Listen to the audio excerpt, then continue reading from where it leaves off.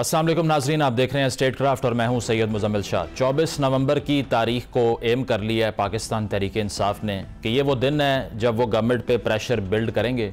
और इसके साथ साथ ये कि उनकी पार्टी के एक्स चेयरमैन ने ये कहा कि 24 नवंबर को मालूम हो जाएगा कि कौन पार्टी में रहना चाहता है और कौन नहीं। और इससे मुराद यही थी कि जो 24 तारीख को ऑन ग्राउंड नहीं होगा उसको पार्टी से निकाल दिया जाएगा, उसके खिलाफ कार्रवाई की जाएगी। और यही बयान बुशरा बीबी साहिबा की तरफ से आया जो कि डिफेक्टो इजलासों की सदारत कर रही हैं आजकल। और इस पर उन्होंने ये भी कहा कि सूबाई असम्बली के मेम्बरान को 5000 कारकुनान अपने साथ लाने पड़ेंगे इस एहतजाज में, और 10,000 का टारगेट दिया गया है MNAs को जो पाकिस्तान तहरीक इंसाफ को रिप्रेजेंट करते हैं। और ये भी कहा गया कि धरना दिया जाएगा और जब तक रिहाई नहीं होती खान साहब की वहाँ से नहीं उठेंगे हम। और हमने ये भी देखा कि वज़ीर आला हाउस पेशावर में अल जिहाद के नारे लग गए जब गंडापुर साहब ने यह कहा कि इमरान खान साहब की रिहाई के बगैर हम वापस नहीं आएंगे। तो लगता यही है कि तहरीक इंसाफ की तरफ से प्रेशर बिल्ड करने का जो फाइनल प्लान है वो अब तैयार कर लिया गया। लेकिन हुकूमती रिस्पांस की अगर हम बात करें तो वो इतना सीरियस दिखाई देता नहीं है।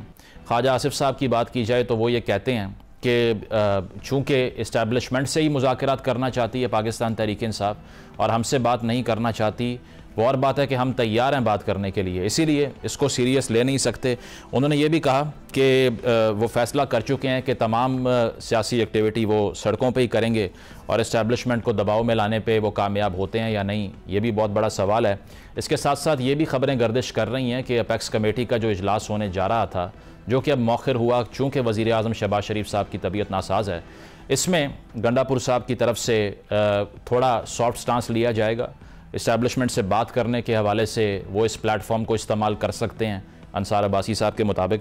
तो ये कितना कारगर साबित होता है प्लेटफॉर्म, और दूसरा ये कि इस प्लेटफॉर्म के ज़रिए कितनी बर्फ़ पिघल सकती है और पाकिस्तान तहरीक इंसाफ क्या मुज़ाकरात की हामी है भी, या कुछ एलिमेंट्स जो PTI के अंदर से ये बात करते हैं कि किसी मुज़ाकरात करने का मैंडेट हमारे पास नहीं मौजूद है, क्या वो ठीक हैं या मुज़ाकरात की हामी ठीक हैं। गुफ्तगू का इस पर आगाज़ करते हैं। शेख वकास अकरम साहब ने हमें ज्वाइन किया है, बहुत शुक्रिया शेख साहब आपके वक्त का। बताइएगा 24 तारीख का जो एहतजाज है इस पर हुकूमती रिस्पांस जो सामने आ रहा है, राना सनाउल्लाह साहब ये बात कर रहे हैं कि इसको सीरियस ले नहीं सकते, it's not a big deal. उसकी वजह यह है कि आपके लिए ही ये मसला बन जाएगा जितने कारकुनान को मोबिलाइज करने की आप बात कर रहे हैं। ख्वाजा आसिफ साहब कह रहे हैं कि आपकी सारी लीडरशिप डबल एजेंट का रोल प्ले कर रही है। How do you see this? यार ये तो स्टूपिड बात है ख्वाजा साहब की, जो वो कह रहे हैं कि सारी लीडरशिप जो है डबल एजेंट का किरदार अदा कर रही है। ख्वाजा साहब हमारे सियासी राइवल हैं, हमारे मुखालिफ हैं। रेहाना डार साहब से इलेक्शन हारने के बावजूद फॉर्म 47 पे आके बैठे हैं, तो उनकी कोई भी बात हमारी पार्टी के हवाले से, खसूसन ऐसी मज़ाक़ खेज़ बात को तो सीरियस लिया ही नहीं जा सकता। सो वो तो मैं उनकी बात को रद्द करता हूँ, मुस्तरद करता हूँ। और मैं समझता हूँ कि उनको इतना अरसा हो गया सियासत में, कुछ सोच समझ के बात करनी चाहिए।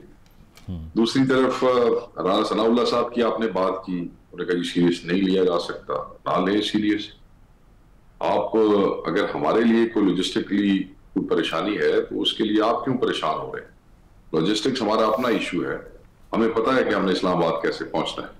वो हमने जैसे पहुंचना है, हमारे कायद का हुक्म है, हमारे लोग पहुंच जाएं, पैदल चल के आए या जहाज पे चढ़ के आए या गाड़ियों पे आए या घोड़ों पे आए, जैसे भी आए वहां पहुंच जाए। आप उसकी परेशानी ना करें। हाँ, आपकी फ्रस्ट्रेशन और आपकी सीरियसनेस का अंदाजा हमें हो गया है। जो कल से आपने पंजाब में ट्रांसपोर्ट्स बंद किए हैं, पेट्रोल स्टेशन बंद कर रहे हैं, हमारे कई MPs के घरों में छापे मार रहे हैं। मैं ज्यादा बात इसलिए नहीं करूंगा कि मैं ऐसे किसी को वो नहीं करवाना चाहता। तो ये आपकी फ्रस्ट्रेशन ही है ना। अब अगर आप इसको सीरियस नहीं लेते, आप समझते हैं कि ये कोई संजीदा बात नहीं है, तो फिर मत कंटेनर खड़े करना। मैं चैलेंज करता हूं राना सनाउल्लाह साहब को आपके इस प्रोग्राम के थ्रू कि if it's not that serious, kindly फिर कंटेनर लगाने की जरूरत नहीं है। रास्ते बंद मत करना, फिर ट्रेंचेस मत खोदना, फिर पुलिस और रेंजर्स को डिप्यूट मत करना। अगर आपके लिए सीरियस नहीं है तो फिर आप इतने परेशान मत होना। अगर तो आप कंटेनर लगाते हैं, अगर तो आप फौज रेंजर्स और इसको पुलिस को डिप्यूट करते हैं, ऑब्वियसली आप परेशान हैं। अगर आप हमारे बंदों के ऊपर छापे मारते हैं, डिटेंशन ऑर्डर्स निकालते हैं, लिस्टों के मुताबिक रात बंदों को गिरफ्तार करते हैं, तो ऑब्वियसली आप परेशान हैं। मतलब ये किस किस्म की बात कर दी राणा साहब ने कि जी हम सीरियस नहीं लेते। सीरियस नहीं है, आप पे पता लग नहीं, या आज कल परसों पे पता लग जाएगा कि कितना सीरियस ले रहे हैं इंसान। सही। शेख साहब, मुझे ये बताएं कि जो भी एहतजाजी तहरीक होती है या अवामी मुतालबात के लिए होती है, उसमें आप बाउंड तो नहीं करते उसको कि इतने बंदे लेकर आने हैं, इतने नहीं? ऑर्गेनिक पॉलिटिकल मूवमेंट में ये कहना ज़रूरी तो नहीं है कि हर MNA ने 10,000 लेके आने हैं, MPA ने 5,000 लेके आने हैं। इस तरह के टारगेट्स तो ये कन्वे कर रहे हैं कि ये तमाम एहतजाज जो है ये मोबिलाइज करवाया जाएगा, लोग खुद नहीं आएंगे। अदरवाइज़ PTI का क्लेम तो ये है कि आवाम साथ है, एक कॉल दें और लोगों का इंतजार करें, लोग खुद आ जाएंगे। सो वाई PTI से बड़ी नस्टीब पावर किसी के पास है। और PTI की मेगा मोबिलाइजेशन पिछले 2-3 महीनों में सारों ने देख ली है। PTI की ताकत का भी लोगों को अंदाजा हो गया। एक अंदाजा 8 फरवरी को हुआ था, दूसरा पिछले 3 महीने में हो गया। सो जो आप टारगेट्स की बात करें ना, टारगेट्स का मतलब ये है कि एक MNA 10,000 आदमियों को फैसिलिटेट करेगा, और अगर नहीं फैसिलिटेट करेगा तो फिर घर जाएगा।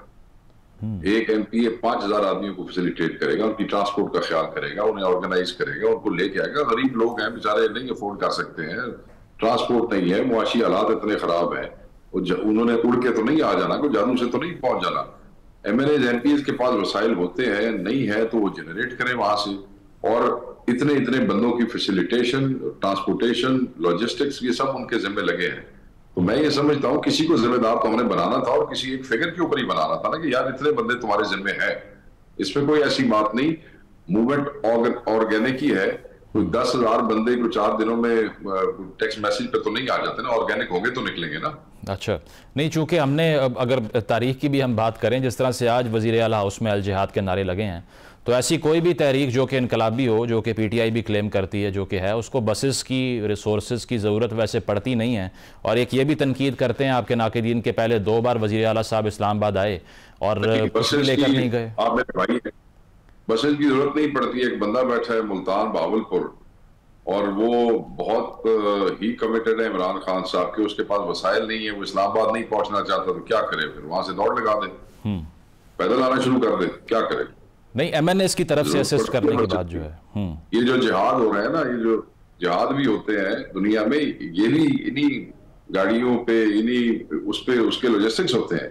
तो ये तो फिर एक पॉलिटिकल मूवमेंट है, एक पॉलिटिकल वर्कर है, वो पहुंचना चाहता है, उसको उसकी पार्टी फैसिलिटेट नहीं करेगी तो कौन फैसिलिटेट करेगा? को नवाज शरीफ या जरदारी ने तो बसा को नहीं देनी गड्डियां, असी देनी है ना। और हमारे में से बड़ा चौधरी और छोटा चौधरी MNA MP होते हैं, उनकी जिम्मेदारी ये होते हैं, देंगे इंशाल्लाह। और इसके अलावा गंडापुर साहब के जो पिछले 2 एहतजाज थे, उसमें जो रिजल्ट निकला, उससे लोग ये भी कहते हैं कि कारकुनान में भी मायूसी थी कि जिस तरह से वो अचानक से मंजर आम से गायब हुए और बाद में पेशावर चले गए।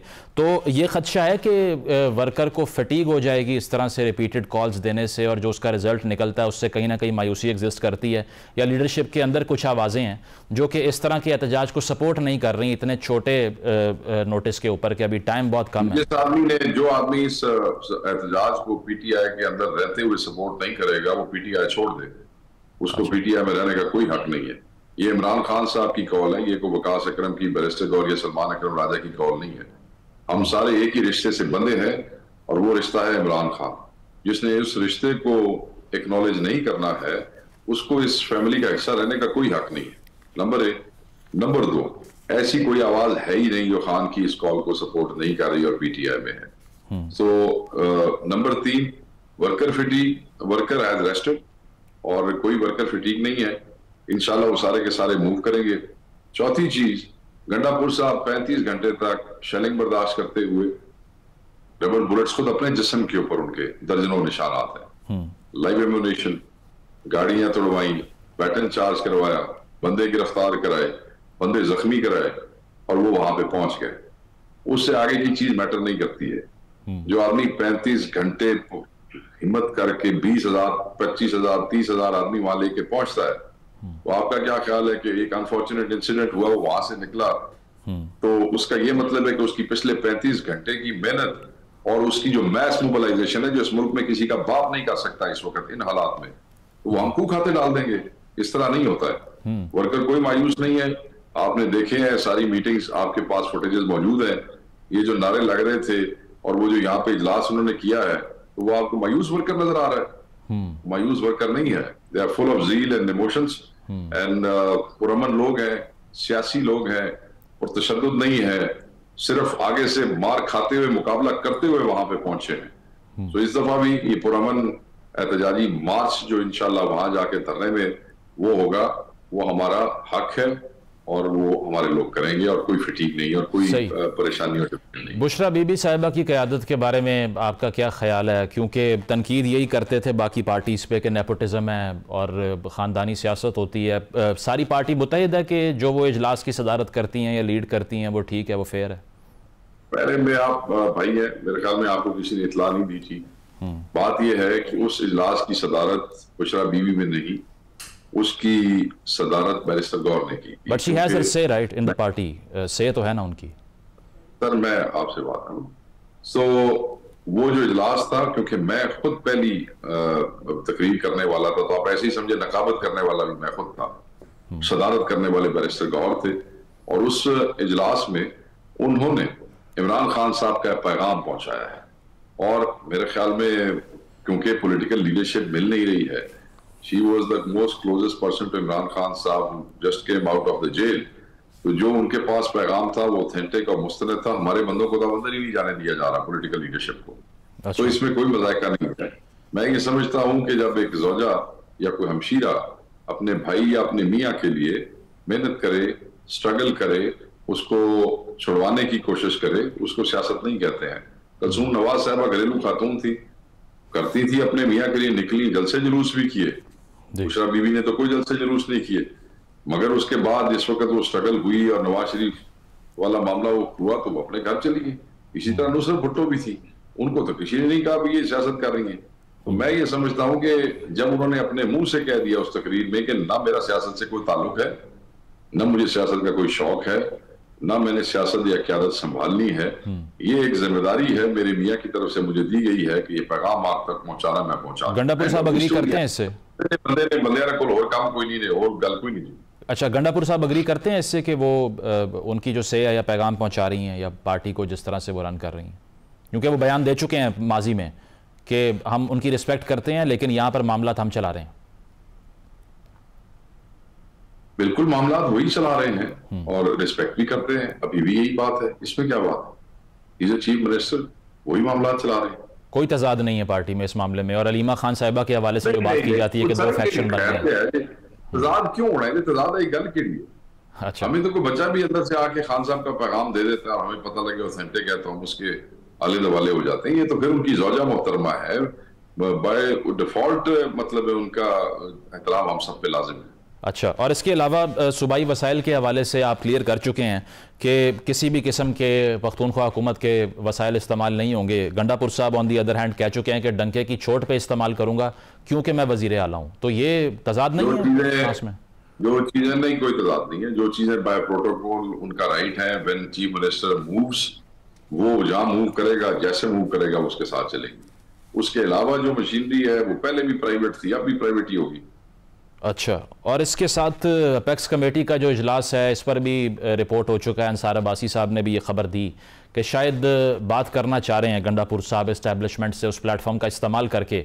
आप इसको अपोज कर चुके हैं, अगर ऐसा होता है तो फिर आप नाक़िदीन में से होंगे इस फैसले के बाद?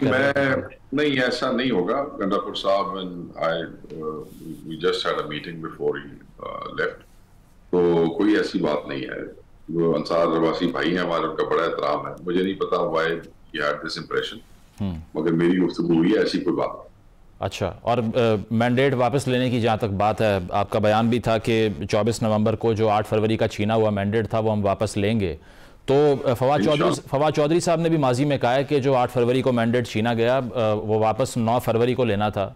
तो आपको लगता नहीं कि काफ़ी टाइम गुजर गया, प्रेशर सही टाइम पे एग्जर्ट नहीं हुआ, या उनकी बात ठीक है जो वो कर रहे थे?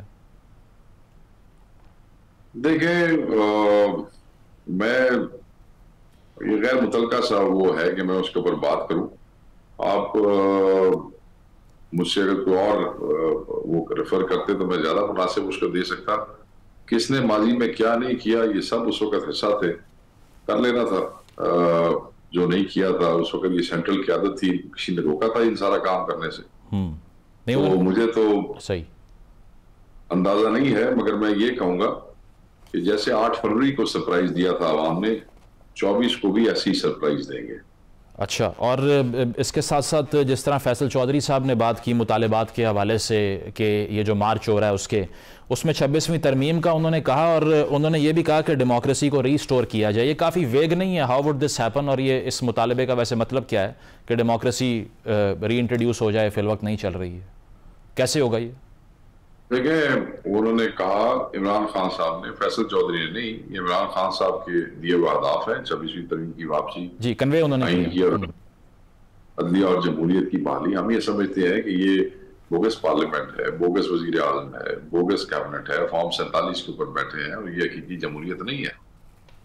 ये हकीकी जमहूरियत तभी आएगी जब अवाम के हकीकी नुमाइंदे वहां पे बैठे होंगे। सो जमहूरियत की बहाली जरूरी है। अच्छा, और 26वीं तरमीम के हवाले से भी मुतालिबा था, चूंकि उसमें पहले कॉन्स्टिट्यूशनल कोर्ट बनने जा रहा था और बाद में गवर्नमेंट ने बेंच बनाया, चूंकि पीटीआई और जेयूआई ये मुतालिबा कर रही थी कि बेंच पे कोई खास एतराज़ नहीं शो किया गया। जब वो बन गया तो उसके बाद अब वो कह रहे हैं कि अब भी आप डिस्प्यूट कर रहे हैं इसको। हमने खास या आम एतराज हमने क्या शो करना था? हम तो इन टोटलिटी उसकी मुखालफत कर रहे थे। ये खास और आम के एतराज़ात तो उनको मौलाना के साथ करने चाहिए थे ना। हम तो टोटलिटी में इसके खिलाफ थे। हमने, आपने देखा नहीं, on the floor of the house हमने तो एक शिक के ऊपर एग्री नहीं किया। अच्छा, हमने तो किसी शिक पे इनको वोट शोट नहीं दिया, हमने तो हर जगह इनकी मुखालफत की है। हम अभी भी समझते हैं कि उस कमेटी के अंदर गवर्नमेंट की जो मेजॉरिटी है, that is through that they have insured the effective control over judiciary. अच्छा, जो कि ज्यादती वाली बात है, अदलिया को यरगमाल बनाने वाली बात है। और मौलाना साहब के हवाले से अब फाइनल जजमेंट फिल वक्त क्या है पीटीआई की? बस मौलाना साहब के हवाले से यही है कि हमारी उनसे एंगेजमेंट हुई थी, और उस एंगेजमेंट के हवाले से हम वो मुतलका अहदाफ हासिल नहीं कर सके जो हम करना चाहते थे। हम उन्हें कन्विंस कर रहे थे कि आप वोट न दें, but he voted, but we have not disengaged so far.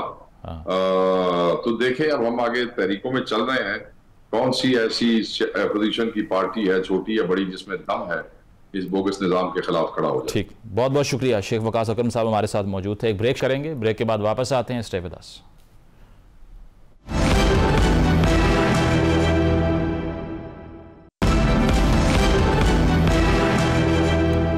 Welcome back नाजरीन। पाकिस्तान तहरीक इंसाफ की तरफ से एहतजाज की कॉल जो 24 नवंबर के लिए दी गई है, इस पर हुकूमती रिस्पांस की बात करें तो ख्वाजा आसिफ साहब ने यह कहा है कि दरअसल पीटीआई की जो लीडरशिप है, जो करंट लीडरशिप है, वो डबल एजेंट का किरदार अदा कर रही है। तो ये रिस्पांस क्या सीरियस है? क्या यही तरीका है तहरीक इंसाफ को डील करने का, या फिर इसको मज़ीद सीरियसली लेना चाहिए ताकि मुल्क में बदअमनी पैदा ना हो, इंस्टेबिलिटी पैदा ना हो? इस पर बात करते हैं। नून लीग के रहनुमा सेनेटर अफनानुल्लाह खान साहब हमारे साथ मौजूद हैं। वज़ीर आला हाउस में जो अल जिहाद के नारे लगाए पाकिस्तान तहरीक इंसाफ के कारकुनान ने, इस पर अज़मा बुखारी साहिबा ने रद्द अमल किया। उन्होंने कहा कि कलअदम टीटीपी की तरह अगर आपने इस तरह की नारेबाजी करनी है तो आप भी खारजी तस्वुर होंगे। इज़न्ट दिस टू मच कि आप एक पॉलिटिकल ओपोनेंट को दहशत गर्द का स्टेटस देना चाह रहे हैं? जी, बिस्मिल्लाह रहमान रहीम। देखें, बात ये है कि ये सिर्फ मामला ये अल जिहाद का वाला नारे का मामला नहीं है। ये एक बाकायदा तसलसल से एक मामले को लेके चला गया है पीटीआई की तरफ से, जिसमें इन्होंने आवाम को इंतशार की तरफ जो है वो राग़िब किया है, और ओपनली इन्होंने अपनी तकरीरों में कहा है कि हम मरेंगे या मर जाएंगे, मारेंगे, हमारी जो है वो मैयतें जो है क्या कहते हैं वो अगर हो गई तो हमारी नमाज जनाजा आप लोग खुद पढ़ लें। इस तरह की बातें जो है वो बार बार तकरीरों में लोगों को इंतशार फैलाने के लिए की जा रही हैं, और वो आप सबके सामने जो मामला है। तो उसके बाद ज़ाहिर है अगर इस तरह के इंतशारी टोला इस्लामाबाद पे हमला आवर होगा तो उनको आप फिर कैसे ट्रीट करेंगे? पाकिस्तान का आईन इस बात की इजाज़त देता है कि आप प्रोटेस्ट कर सकते हैं, आप असेंबल हो सकते हैं, लेकिन आपने दफ़ा 144 लगा दी ना, 5 से ज़्यादा लोग असेंबल भी नहीं हो सकते, तो ये तो आइन की खिलाफ वर्जी नहीं है। नहीं, उसकी वजह है नहीं, वो तो 144 भी ज़ाहिर कानून है जिसके तहत लगाई जाती है, लेकिन उसकी बुनियादी वजह यही है जो इनकी तकरीर है, जिसके अंदर बार बार इंतशार की तरफ आवाम को उकसा रहे हैं। और फिर एक हिस्ट्री भी होती है, एक जमात जिसके हिस्ट्री में 9 मई हो, वज़ीर आज़म हाउस पे हमला हो, सुप्रीम कोर्ट पर हमला हो, पीटीवी को जलाने का मामला हो, रेडियो पाकिस्तान को जलाने का मामला हो, शोहदा की जो जो जो जो जो वो थी यादगारें उनको जलाने का मामला हो, तो ज़ाहिर है उस पार्टी के जब सीएम तकरीर में कहेंगे कि हम मारेंगे और मर जाएंगे, तो उस चीज़ को बहुत सीरियसली लेना चाहिए। और उसको बहुत सीरियसली लिया जा रहा है, और इसीलिए जो है ये दफ़ा 144 लगी है। नहीं इफरान साहब, सीरियसनेस की जहाँ तक बात है, अब इस पे राना साहब कह रहे हैं बगैर होमवर्क के पीटीआई ने एहतजाज की कॉल दे दी है। ख्वाजा आसिफ साहब भी यही कह रहे हैं कि इस्टेब्लिशमेंट से वो बात करना चाहते हैं, हमसे तो बात ही नहीं करना चाहते। तो एक तरफ तो इस तरह के बयानात भी हैं कि कहा जा रहा है कि ये एहतजाज फेल हो जाएगा, इसका कोई फ़ायदा नहीं है और हमारी नर्व्स पे कम अज़ कम ये सवार नहीं है। देखिए, इमरान खान साहब जो है, अगर आप उनके पिछले 2 साल में अगर आप देखें ना, जो उन्होंने 2-2.5 साल में जो प्रोटेस्ट की कॉल्स दी हैं, तो वो तकरीबन कोई 2 से 3 दर्जन दफ़ा दे चुके हैं मुख्तलिफ औकात पे। और ना वो इलेक्शन जल्दी करा सके, ना वो अपनी हुकूमत बचा सके, बल्कि वो आहिस्ता आहिस्ता आहिस्ता अपने आप को मज़ीद मसाइल में डालते गए। तो ये भी उसी चीज़ का तसलसल है, इसके अंदर वो ये समझते हैं कि अगर वो ख़ुद वज़ीर आज़म नहीं है तो फिर पाकिस्तान ना चलना चाहिए, बल्कि इस पर न्यूक्लियर बम गिर जाए, इसके 3 हिस्से हो जाए। तो उस सोच की का ये तसलसल है कि ये हर महीने एक एहतजाज की कॉल दे देते हैं। अपने इनके बच्चे जो हैं वो बाहर आराम से जो है वो हैं, उनको कोई मसले मसाइल नहीं है, आवाम जो है बेचारी उसको जलील ख्वार कर रहे हैं। नहीं अफनान साहब, खबरें ये भी गर्दिश कर रही हैं कि अपेक्स कमेटी के इजलास में वज़ीर आला खैबर पख्तूनख्वा कोई बात करना चाहेंगे इस्टेब्लिशमेंट से। अगर मीडिएशन शुरू हो गई तो गवर्नमेंट के लिए तो अच्छी खबर नहीं होगी ये। देखिए, इनके तो पहले भी बड़े ताल्लुकात रहे हैं हमेशा उनसे, इस्टेब्लिशमेंट से। ये तो आपको मालूम होगा 2013 से 18 जो इन्होंने हमारे खिलाफ साजिशें की और जो कुछ हुआ उसमें जो है ये इनके राब्ते तो उस वक्त भी थे। मामला अब ये है कि क्या इनके ऊपर एतबार किया जा सकता है, और बल्कि उससे भी ज़्यादा इम्पोर्टेंट बात यह है, एतबार से भी ज़्यादा, कि जो कुछ इमरान खान साहब ने पिछले 2.5 साल में इस्टेब्लिशमेंट के मुतालिक जो नैरेटिव बनाया है, अगर उस नैरेटिव वाले बंदे के साथ इस्टेब्लिशमेंट दोबारा से जो है वो मामला कर लेती है, तो ये तो इस्टेब्लिशमेंट की बहुत बड़ी शिकस्त और इमरान खान साहब की बहुत बड़ी फतह होगी। नहीं अफनान साहब, वो तो देखे ना आप जब 2017 में नवाज शरीफ साहब को निकाला गया, वोट को इज्जत दो का बयानिया पीक पर था, अब आकर वो दोबारा से रीट्रेट नहीं होता, तो तमाम पॉलिटिकल पार्टी पॉलिटिकल गेन की सियासत करती हैं ना। अगर उनको गेन मिल रहा है तो फिर नज़रिया कहाँ रह जाएगा उसके बाद।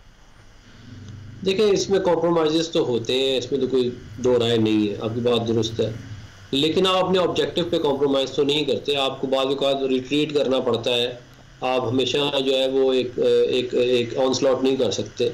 तो हमारी तो आप पूरी हिस्ट्री उठा के देखें, हमने तो इस मुल्क में 18वीं तरमीम से पहले और जो सिविल सुप्रीमेसी की जंग है, ह्यूमन राइट्स की जंग है, उसमें हमारी बड़ी कुर्बानी है और 30-35 साल से इनका जो है वो तो ये तो इस चीज़ों में यकीन रखते ही नहीं है ना। इनका और हमारा एक बहुत बुनियादी फ़र्क ये है कि ये आइन और आइन में जमहूरियत में यकीन नहीं रखते, ये पावर ग्रैब में यकीन रखते हैं। और उन्होंने माजी में भी पावर ग्रैब के लिए किया और अभी भी ये जो कहते हैं कि मैं एस्टेब्लिशमेंट से बात करूँगा, उसकी बुनियादी वजह यही है कि ये कोई अगर ये आइन और कानून में यकीन रखते हैं तो कहते हैं कि मैं जो है वो बाकी पॉलिटिकल पार्टी से बात करूंगा, मैं आवाम को उससे करूंगा। ये तो सीधा सीधा कहते हैं जी एस्टेब्लिशमेंट से बात करूंगा, और बात क्या करेंगे कि मुझे वज़ीर आज़म कैसे बनना है, मैं बाहर कैसे हूँ और मुझे वज़ीर आज़म कैसे बनना है। चलें, 2014 में भी उन्होंने एक तवील धरना दिया और उसके रिजल्ट में हुकूमत नहीं गिरी। तो अब भी आर्ग्यूमेंट ये है कि अगर वो कह रहे हैं, जिस तरह गंडापुर साहब ने कहा कि हम आएंगे तब तक बैठे रहेंगे जब तक रिहाई नहीं होती खान साहब की, तो गवर्नमेंट इंडिफरेंट क्यों नहीं प्ले करती? Let them have their own political sphere. क्योंकि अगर वो आके एहतजाज करना चाह रहे हैं और आपको ये यकीन है कि कभी इस तरह हुकूमत गिरी ही नहीं है, तो इस बार भी नहीं गिरेगी फिर।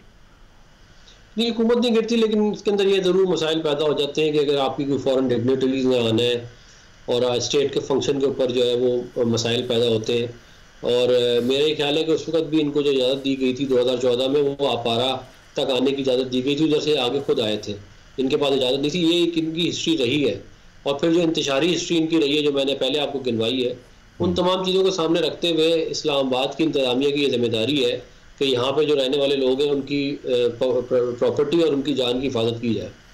अगर आप इस तरह एक जत्थे को इस्लामाबाद में छोड़ देंगे कि वो रैंसैक कर दे, चीज़ों को जलाए और ज़बरदस्ती ब्लैकमेल करे हुकूमत को कि वो उनके मामलात मांगने, तो ये आप देख लें हर दूसरे दिन कोई ना कोई आ जाएगा इस्लामाबाद और वो इसी तरह ही आम क्वेश्चन करना शुरू कर देगा स्टेट की। अच्छा, तो मेरा ये ख्याल ठीक। और 26वीं तरमीम के हवाले से आपको फील नहीं होता कि आइसोलेट हो गई है मुस्लिम लीग नवाज? उसकी वजह यह है कि एक तरफ पीटीआई मुतालबा कर रही है कि धरना ख़त्म करने में से एक जो उनकी कंडीशन है वो 26वीं तरमीम रिपील करना है। दूसरी तरफ पीपल्स पार्टी है, ख़बर ये भी है कि बिलावल साहब नाराज़ हैं। वो कह रहे हैं कि आइन साजी के वक्त जो बातें PMLN ने की उससे वो पीछे हट गई है, बराबरी की नुमाइंदगी सुप्रीम कोर्ट में नहीं दी गई जो हमने मांगी थी, और एड्रेस करने के लिए इसहाक डार साहब मुज़ाकरात भी करने जा रहे हैं। तो सोलो फ्लाइट नहीं ले लिया आपने इस पर मुशावरत किए बगैर?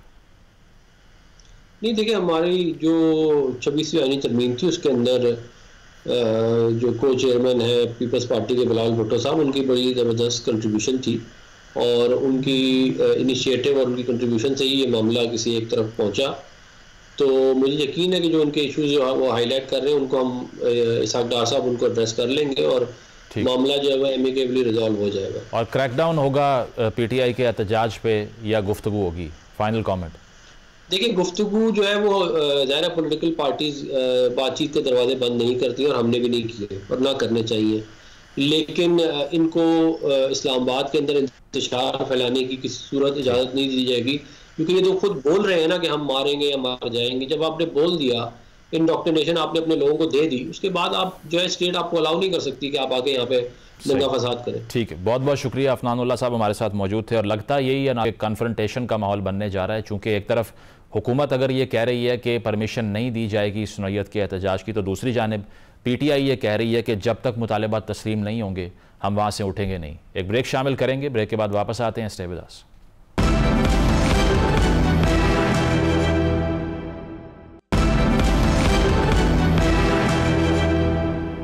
वेलकम बैक नाज़रीन। हुकूमत और तहरीक इंसाफ के दरमियान जो डेडलॉक बरकरार है, इससे यकीनन नुकसान सिर्फ हुकूमत का नहीं बल्कि ओवरऑल मुल्क की फंक्शनैलिटी का है। उसकी वजह यह है कि जब हुकूमत की एक बड़ी एनर्जी एहतजाज को कर्टेल करने और उसको कंट्रोल करने में सर्फ होगी तो फिर इशूज़ की पॉलिटिक्स हो नहीं सकती। इसका हल क्या है, इस पर बात करते हैं। आमिर ज़िया साहब ज्वाइन कर रहे हैं, सीनियर सहाफ़ी हैं, तजिया निगार हैं, और मुज़म्मिल सोहरवर्दी साहब हमारे साथ मौजूद हैं, आप भी सीनियर सहाफ़ी तजिया निगार हैं। आप दोनों का बहुत बहुत शुक्रिया। मुज़म्मिल साहब, आपसे आगाज़ करता हूँ। अब 24 तारीख जो है वो PTI ने एम कर ली है और आज तो वज़ीर आला हाउस है जो पेशावर का, वहाँ अल जिहाद के नारे भी लग गए हैं। तो ये जो हुकूमत पर जिहाद नाफिज करने जा रही है PTI, कितना सक्सेसफुल होगा ये? सक्सेसफुल तो मैं नहीं कह सकता, डिस्ट्रक्टफुल जरूर होगा। इसके नतीजे में कोई खैर नहीं है, तो तसादुम होगा, क्लैश होगा। और जब वो कह रहे हैं कि हमने एहतजाज की कोई इजाज़त भी नहीं लेनी, और जब वो कह रहे हैं कि हम बताएंगे भी नहीं कि हमने क्या एहतजाज और कहाँ एहतजाज करना है, तो फिर आप खुद ही और अल जिहाद के नारे लगाएंगे तो फिर रियासत जवाब में क्या करेगी? तो मेरे ख्याल में चीज़ें क्लियर हैं कि 24 का दिन पाकिस्तान में अल्लाह खैर करे। मुझे तसादुम नज़र आ रहा है, मुझे क्लैश नज़र आ रहा है। मुज़म्मिल साहब और राना साहब तो पहले कह चुके हैं कि ये जवाज़ फराम करते हैं कि फोर्स यूज़ की जाए, तो राना साहब ने जो कहा वही प्लान होगा हुकूमत का, या वो नॉन सीरियस है इस मामले में? क्योंकि फिल वक्त तो वो सिर्फ ये कह रहे हैं कि सब कॉम्प्रोमाइज़ हैं और ये कर ही नहीं सकते इतना बड़ा एहतजाज। देखिए, फसाद फैलाने के लिए तो कम लोग भी काफ़ी होते हैं। कोई 9 मई को किसी जगह भी हज़ारों लोग मौजूद नहीं थे, कम लोगों ने ही फसाद डाला है। लेकिन जब कोई सियासी जमात फसाद की और तशद्दुद की सियासत की तरफ रवाना हो तो फिर तादाद मैटर नहीं करती, उसका एजेंडा मैटर करता है। सही, तो नंबर तो एजेंडा क्या है वो समझ नहीं आ रहा। ठीक है आमिर साहब, आपको एजेंडा क्या समझ आ रहा है? एक तो रिहाई के हवाले से बात की है उन्होंने, बुशरा बीबी ने भी वैसे ये बात की, लेकिन इससे पहले आमिर साहब मैं एहतजाज के बारे में आपसे बात करूं। PTI वो जमात है जिसने पहले रोज़ से ये कहा है कि नेपोटिज्म के ख़िलाफ़ हम खड़े होंगे, ख़ानदानी सियासत नहीं होगी। आपको क्या लगता है कि किस मैंडेट के तहत बुशरा साहिबा सारे पार्टी के अफेयर्स रन कर रही हैं? पहली बात तो मेरे ख्याल में जो ज़्यादा अहम है कि जिसमें मुज़म्मिल साहब ने भी बात की कि एहतजाज, और मैं समझता हूँ कि पाकिस्तान में इस वक्त मुज़म्मिल साहब के नॉर्मल हालात नहीं हैं, क्योंकि अगर नॉर्मल जमहूरियत चल रही होती तो उसमें कहते हैं ना पार्लियामेंट में लोग बात करते हैं, छोटा मोटा एहतजाज होता है, ये सब चीज़ें नॉर्मल होती हैं। हमारे यहाँ तीसरी दुनिया की तरक्की पजीर ममालिक में ये चीज़ें बहुत ही मतलब आम सी होती हैं, लेकिन क्योंकि हमारे यहाँ नॉर्मल हालात हैं, ये हुकूमत जो है इसके हवाले से लोग कहते हैं कि जी इसके जो इलेक्शन है बहुत धांधली ज़्यादा है, और उसके हवाले से पाकिस्तानियों की बड़ी तादाद जो है उसके ऊपर मतलब है उनका ट्रस्ट नहीं है। अब मैं ये नहीं कह रहा कि अक्सरियत है, अकलियत है, लेकिन एक कसीर तादाद है। फिर हम देखते हैं कि पढ़ा लिखा पाकिस्तान जो है वो इस हुकूमत से नाला है। एक तरह में नजर आते कि डिससेटिस्फेक्शन पाकिस्तान में बहुत सारे, हर किसान एहतजाज कर रहे हैं, मजदूर परेशान हैं, बिजनेसमैन परेशान हैं, तालिब इल्म परेशान हैं। तो इस मुल्क में चीजें बबल कर रही हैं इस वक्त ना। अच्छा, उसमें क्या अब सवाल होता है कि पीटीआई अवाम की परेशानियों को अपनी तहरीक के साथ जोड़ सकती है, नहीं सकती? ये एक बड़ा सवाल है कि वो क्या आर्टिकुलेट करते हैं। तो अब तक जो उनका एजेंडा सामने आया है उसमें मुजम्मिल आप देखें कि उनका ज्यादा जोर जो है वो इमरान खान साहब की रिहाई के हवाले से है। और वो फिर कहते हैं कि जी एक इंटेंजिबल सी बात है, हालांकि हम जैसे लोगों की समझ में आती है कि जी जमहूरियत की सुपरमेसी होनी चाहिए, जमहूरी इदारों की सुपरमेसी होनी चाहिए। तो क्या वो इन इदारों के साथ जो है अवाम की, पीटीआई का जो एक जियाला कारकुन है वो तो जुड़ा हुआ है उनके साथ, क्या आम पाकिस्तानी को शामिल कर सकेंगे? ये भी कहना कबल वक्त होगा। इस पे आमिर साहब ऑब्वियसली ये तो क्लियर है ना कि ये कोई राइट्स बेस्ड मूवमेंट ऐसी नहीं है जिसमें एक पूरी डिमांड लिस्ट हो और आवाम के लिए कुछ मसाइल के हल के मुतालबात हों। इसमें तो पहला मुतालबा सेंट्रल है ही ये कि लीडर को छोड़ दें। इसके अलावा जो मैंने बुशरा बीबी के हवाले से सवाल किया उसको भी एड्रेस कर दें। ये जब भी मैंने उसी चीज पर रोशनी डाली कि जब तक किसी, अगर आपको सियासी तहरीक को कामयाब करना होता है तो उसको ब्रॉड बेस्ड होना होता है। और ब्रॉड बेस्ड जो होती है वो ठीक है कि बहुत ही वो अहम लीडर होंगे पीटीआई के चाहने वालों के नजदीक, लेकिन आप अवाम से कैसे जोड़ते हैं उन मुतालबात को, तो वो मुझे अभी तक नजर नहीं आए कि आप उसको ब्रॉड कर लें। फिर हमारे यहाँ जब भी तहरीक चलती है वो मुत्तहिदा महाज की सियासत होती है, उसमें आप दीगर सियासी जमातों को, ये फर्ज करें कि कोई बलोच नेशनलिस्ट नाराज हैं, कोई पश्तून नेशनलिस्ट नाराज हैं, कराची के अंदर क्या इशू चल रहा है, तो आप एक मुल्कगीर मूवमेंट शुरू करते हैं। तो वो भी मुझे उस जगह पे कमजोरी नजर आ रही है। जहां तक कि बुशरा बीवी का ताल्लुक है, अलीमा खान साहिबा, एक तो हम जैसे लोग हमेशा कहते हैं कि जी मौरूसी सियासत नहीं होनी चाहिए, लेकिन जब कोई सियासी जमात मुश्किल में होती है और उसके खानदान वाले जहाँ पे कारकुन या उसके जो लीडर्स हैं वो अपने लीडर की कहते हैं ना रिहाई के लिए जद्दोजहद करते हैं, वहाँ खानदान वाले भी भाग दौड़ करते हैं। अगर हम लोग तनकीद करने में बिल्कुल बजा होंगे कि फर्ज करें कि पार्टी की क़यादत जो है वो इमरान खान अपनी बेगम साहिबा को सौंप देते हैं या बहन को सौंप देते हैं, अपने साहबजादे को सौंप देते हैं, वहां पर फिर होता है कि जी मौरूसी सियासत है। तो हम जैसे लोग हमेशा इस चीज को कहते हैं कि जमहूरियत की नफी है, सियासी जमातों में जमहूरियत की नफी है। तो वो अभी कहना कबल वक्त है, लेकिन एहतजाज के मूड में हर आदमी आके एक नारा लगा सकता है, हर आदमी आके लोगों को गाइड कर सकता है। तो मैं समझता हूँ ये अभी एक फुट नोट ऑफ हिस्ट्री है। ठीक है, असल चैलेंज जो है वो ये कि कितने बड़े पैमाने पे लोगों को मोबिलाइज करते हैं और उनका ब्रॉड बेस्ड एजेंडा कितना बिल्कुल चैलेंज यही है कि कितने लोग मोबिलाइज होते हैं। मुजम्मिल साहब, अब इसके अलावा जो हम देख रहे हैं गंडापुर साहब का जो जिस तरह से नारेबाजी का मैं बात कर रहा था अभी, अब वो तीसरी बार आकर ऐसा क्या अचीव कर लेंगे? पहली चीज़, जिस तरह से आपने कहा कि बड़ा नंबर नहीं भी आता लेकिन फसाद फैल सकता है, तो पहले भी 2 बार आए, कुछ भी नहीं हुआ, तो गवर्नमेंट को फिर नॉन सीरियस ही रहना चाहिए, नंबर 1। और नंबर 2, जो अपेक्स कमेटी का इजलास होना था, अब शहबाज शरीफ साहब की गालिबन तबीयत नासाज है, लेकिन ख़बरें यही कह रही हैं, अंसार अब्बासी साहब ने गालिबन ये बात की है कि इस्टेब्लिशमेंट से बात करने के लिए गंडापुर साहब भी तैयार हैं, अपेक्स कमेटी का प्लेटफॉर्म यूज़ हो सकता है।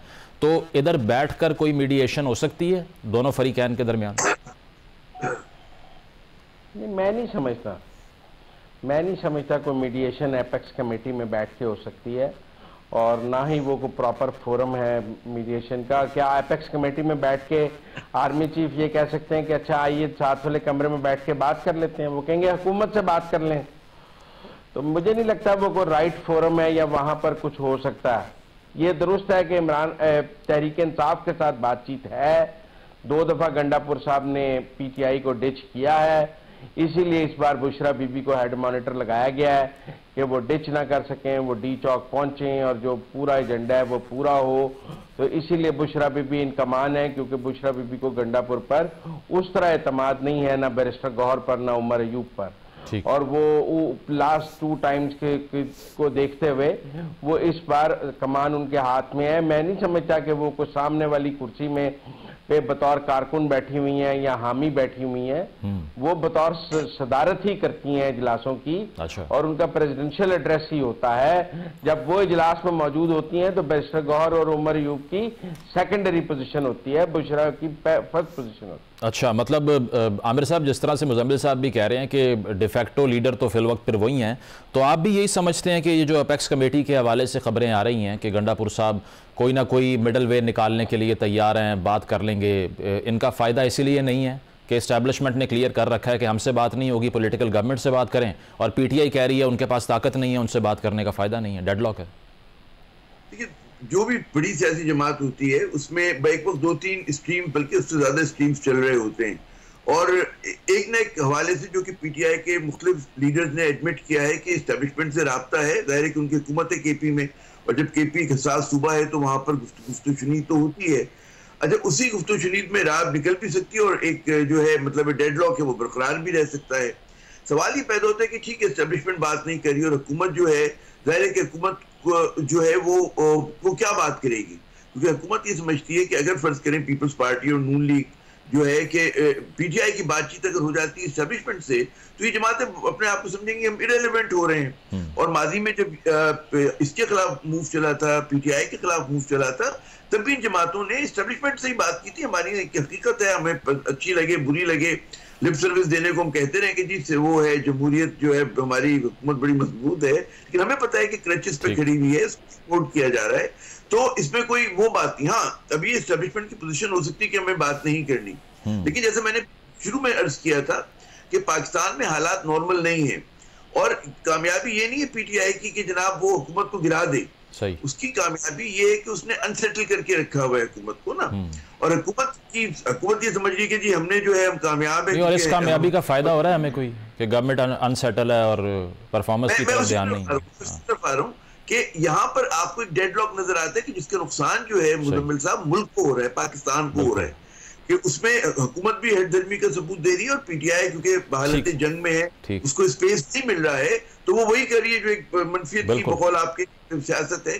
तो यहाँ पर कहीं ना कहीं किसी थर्ड पार्टी को हमेशा ये होता है, पाकिस्तान की तारीख उठा के देखें, कोई आता है जो चीजों को बैलेंस आउट करता है, क्या आप कहते हैं हम डिसएंगेज करते हैं, this would be the way forward, ताकि मुल्क जो है नॉर्मल हालात में फंक्शन कर सके। इंस्टेबिलिटी जो है वो किसी के हक में नहीं है और मुल्क को उसका नुकसान है। बहुत शुक्रिया आमिर ज़ियाद साहब, मुज़म्मिल सोहरवर्दी साहब हमारे साथ मौजूद थे। ब्रेक करेंगे, ब्रेक के बाद वापस आते हैं, स्टे विद अस।